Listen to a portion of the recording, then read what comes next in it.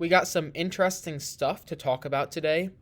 Bryan Hoch, who is a reporter for MLB.com and has covered the Yankees for over a decade now, he has answered a bunch of questions that people have submitted to him.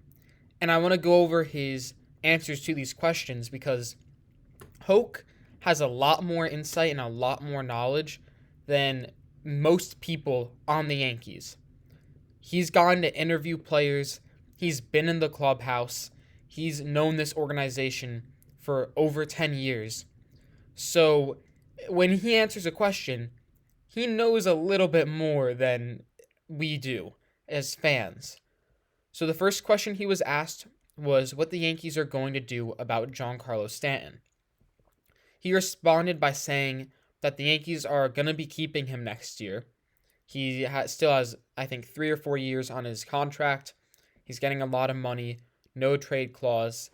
And he said that Stanton is going to be spending the winter trying to find the right solutions to fix his swing and to go back to the great hitter he once was.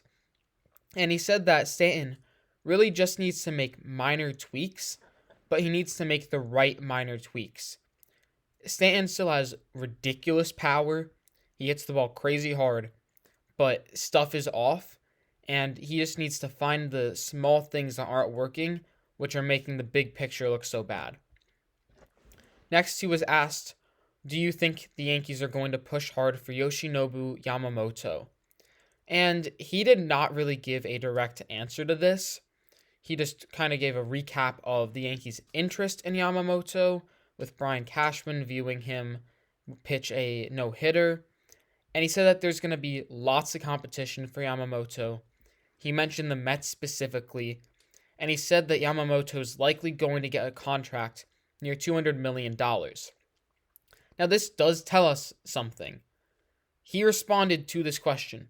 He got to choose from questions, so this is a question that he thinks has something to it, and thus deserves an answer. And he said that the contract for Yamamoto is likely going to be around $200 million. So it's pretty reasonable to assume that the Yankees, who are going to be in on Yamamoto, are going to be offering near that $200 million range for him. So there is something interesting there. Now, the next question was the one that I found his answer pretty interesting to, and that was whether or not the Yankees are going to try to bring back Frankie Montas. And he actually gave a pretty direct answer to this. He says the Yankees could be interested in giving a 1-year contract to Montas. He specifically said, quote, maybe 1 year guaranteed close to $7.5 million he earned this past year, with a club option for 2025. So, some specific numbers there. He could be returning to the Yankees for about $7.5 million with a club option attached after that. That's something interesting to think about, because Montas dealt with a lot of injury issues, but when he was good and healthy with Oakland, he was really, really good. So, I think that this points to the Yankees trying to bring back Montas just because of the specifics that he gave in his answer here.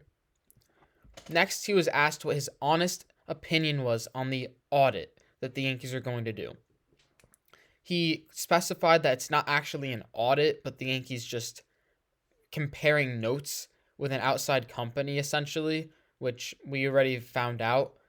He mentioned that there's going to be no individual reviews for Aaron Boone and Brian Cashman, or really any specific person in the front office, which just doesn't make too much sense. I mean, why wouldn't you try to do reviews for the guys who are making all the decisions? Seems important. And he said, I don't expect there to be sweeping changes. So, the audit, he does not think it's going to be that much. And I think as fans, we have to realize the audit is just not going to do much. He was then asked, is Sean Casey returning as the hitting coach? And he said that nothing is official, but it's very likely.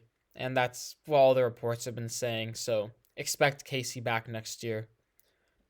The last question he was asked, and an interesting one, is what the Yankees' plan is with Oswald Peraza. He said that it's to be determined. The Yankees want to keep Peraza, but they have a very crowded infield, which does cause some issues. And he has a very interesting quote here. If Hal Steinbrenner is serious about having Volpe and Peraza as the future of the middle infield, as he said, then this might be the time to move Torres. That's pretty big there. Torres has one more year on his contract. His quote kind of makes me think that the Yankees are going to move one of the two guys. They really like Peraza, but the infield's crowded, and if they're not going to extend Gleyber Torres, we could see Torres get traded. Or, if they do extend Torres, Peraza's likely gone. So, some interesting stuff there.